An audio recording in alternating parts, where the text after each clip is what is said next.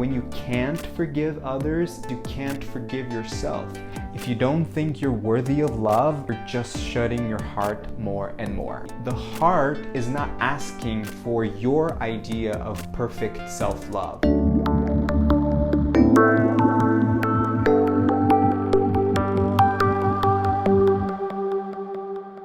Hello, beautiful soul. Welcome to my podcast. I'm Will Caminada, a spiritual guide, helping you, my fellow humans, to awaken, heal, and expand your consciousness. In this solocast episode, I will talk about the role of the heart chakra in our system, what blocks the heart, and I'll give you some prompts for you to reflect today on what actions you may need to take in order to open your heart. Just a quick request before I get into today's topic. If you're watching this on YouTube, please hit the subscribe button and hit that notification bell so you're notified of my next upload. All right, let's talk about the heart chakra and what blocks the heart. So the heart chakra is located in your chest where the actual organ is, and it's related to love, compassion, empathy, acceptance. Most importantly, it's related to nurturing all of these qualities within so that you can love and have compassion for everyone else and all there is. When it comes to the chakra system, the heart is right in the middle of the 7 main chakras, bridging the 3 lower chakras, the root, the sacral and the solar plexus, and the upper chakras, the throat, the third eye, and the crown. An open heart is the portal to activating these upper chakras and have a deeper spiritual connection without losing the human aspects of yourself. The heart chakra is also connected to the 5D level of consciousness. So again, a bridge between the lower dimensions and the higher realms. And also, it is the portal to higher levels of consciousness, 5D, 6D, 7D, and beyond. So to discover how we can open the heart, we need to look at what blocks the heart. In a nutshell, what blocks the heart are unfelt emotions. Now I'll go a little bit deeper on this by giving you the 3 uns that block the heart. The first is unresolved grief. Now grief is a big topic, and actually I talk a lot more in depth about it on my workshop, Living Through Grief, which is available on my website. But basically, grief has to do with the loss of a loved one, the loss of a dream, a health condition, you name it. It's related to some kind of loss. And we all know that grief is messy. Some people would argue that we never get over it. So in that sense, the idea of having a resolved grief wouldn't fit. But I want to explain what I mean by giving you an analogy. Imagine grief as a sink, and in it there's a pool of water where you put all of the emotions that come from grief: sadness, anger, non-acceptance, regret, frustration, guilt. And let's remember something. I always say this: emotion is energy in motion. It needs to move. Now imagine having the drain hole in that sink locked. So all of those emotions will be floating in that sink and they will be overflowing in the future. So unplugging that drain hole will allow those emotions to move. Doesn't mean that they will go away forever, but it does mean that they will keep moving and flowing through with more ease. That represents you allowing yourself to feel all of these emotions and going through all of these stages over and over with more and more acceptance. And this is what I mean by resolved. You are okay with feeling those emotions, and the more that you feel, the more that you heal. The second un is unforgiveness.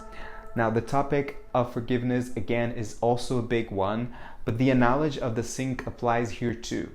But instead of a sink, I'll give you a bathtub and you're in it. So in this analogy, unforgiveness means you are bathing in a pool of grudges, hatred, loathing. And oftentimes we think that we need to forgive someone else, but in reality, forgiveness is only complete when it's self-forgiveness. From a 5D perspective, we are all one. We are all sharing the one consciousness, and we are all beings from the same creator. So when you can't forgive others, this means you can't forgive yourself. If you're hating your parents or your ex, that means you're hating yourself and the whole universe. But let's say you have forgiven others, you wish them well, and you're okay. Something that may happen in actually both the grief and forgiveness process is feeling guilt and shame. Sometimes the hardest thing is to forgive ourselves. Guilt and shame are the two things that keep your heart blocked and will keep you in that loop of feeling unworthy of love. Which takes me to the next unworthiness. Unworthiness is totally related to a lack of self-love, self-acceptance, many times disguised as perfectionism or over or underachievement. But essentially, it's just an overall feeling of I'm not enough. This feeling can stem from past failures, past traumas, years of social conditioning, and a collection of limiting beliefs. And since the heart is all about self-love and self-compassion, if you don't think you're worthy of love, you're just shutting your heart more and more. But in reality, the heart is not asking for your idea of perfect self-love. It is asking for you to love all parts of yourself, even that one that says you're not enough. Again, from 5D perspective, you are love and there's nothing you have to do to earn it. You just really need to open your heart and activate this pure energy inside of you. So now that we've looked at the 3 uns and we understand what blocks the heart, I'll give you the 3 steps, a few reflection prompts for you to reflect on your journey. Feel free to pause and get a journal if you like writing your feelings out. Step 1 is acknowledgement. Acknowledge where you are without judgment or self-pity. Self-awareness is the first and the biggest step into a conscious and healthy healing journey. If you can't acknowledge where you are now, how can you move forward? Or rather, how can you know where you want to be in terms of your emotional health? So ask yourself, am I anywhere in any of those 3 uns? Step 2 is to get past that victim mindset. I personally believe that it's okay to have victim mindset thoughts for a little while when you're feeling your emotions without judgment. And that's a key part of the process to heal and open your heart. But if you're just feeling your emotions and telling yourself that you are a victim of the circumstances in your life and situations, this cycle will just perpetuate.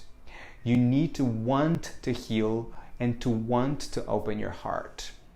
So ask yourself, do I want to remain with the heart closed? If the answer is no, which I hope it is, then you need to take action. Take responsibility for your healing journey and take a step forward, which takes me to the next step, the healing journey. And as the word suggests, it is a journey. It's not an overnight cure or a pill that you take to feel momentarily better. It demands courage, practice, patience, and it's going to be messy. But if you never take that first step, you will remain stuck in those uns. There are many healing modalities, meditation, breathwork, sound healing, energy healing, and I'm always talking about them here because they have worked and still do work for me personally, my journey. And so the question you should be asking yourself is, what is the route or the routes that I want to take? Be curious and experiment, again, with a sense of curiosity more than a sense of I'm broken and I need to be healed. You are not broken. The healing journey is a journey into the remembrance of who you truly are. You're just peeling off the layers that have been preventing you from accessing the light and love that you are in your essence. Also, if you've tried some modalities in the past and didn't resonate with them, ask yourself, why haven't I resonated with it? Can I try again with a more open and curious mind from a place of non-attachment? Are there any other modalities that I could try it out? And the key here is to remember that the heart has to do with feeling your emotions and anchoring yourself in your heart center, which means you will be feeling emotions because that is a natural part of being a human. And without this, you're not a human. There is no motion, there is no growth, there is no evolution. But you will always be anchored in your heart. Imagine yourself going through a hurricane or a storm, but feeling safe to go through it because you're anchored in your heart. And another thing that it's important to remember is that the more tools you have in your healing kit, the more you will know your way back into your heart center. This month's breathwork and meditation class is all about the heart. It's called Heart Opening and Activation. It's a 90-minute workshop healing session in which you will learn how you can activate and connect with your heart for guidance, healing, centeredness, and expansion.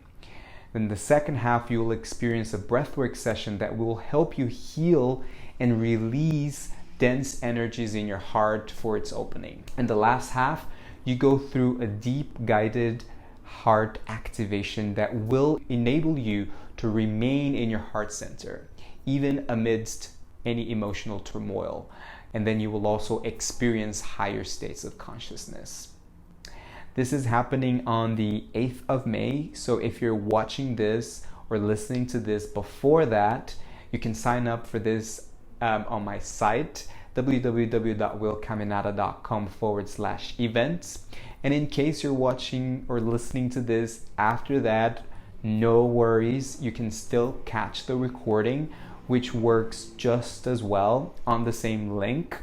And as usual, I'll leave all the links on the show's notes. If you resonated with this episode and someone came to mind, please share it with that one friend. It might be just what they need today.